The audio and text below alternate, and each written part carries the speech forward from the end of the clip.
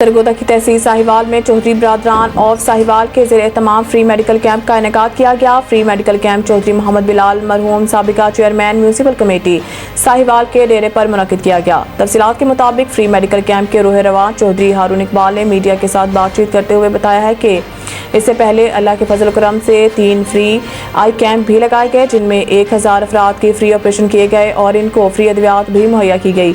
इस शहर ने हमें पहचान दी है। इस शहर के लोगों की खिदमत करके हमें दिली सुकून मिलता है। आज अल्लाह के फजल से 400 मरीजों का फ्री चेकअप किया गया और अद्वियात भी फ्री दी गई हैं। दुखी इंसानियत की खिदमत का ये सिलसिला इंशाअल्लाह जारी और सारी रहेगा। अब्दुल रहमान मुगल, 12 न्यूज़, तहसील साहिवाल, जिला सरगोदा की ब्रीफ आपको बता दूं इसका बैकग्राउंड।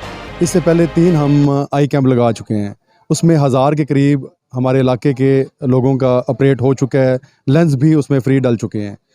तो पस मंज़र के हवाले से मैंने आपको ब्रीफ़ किया है।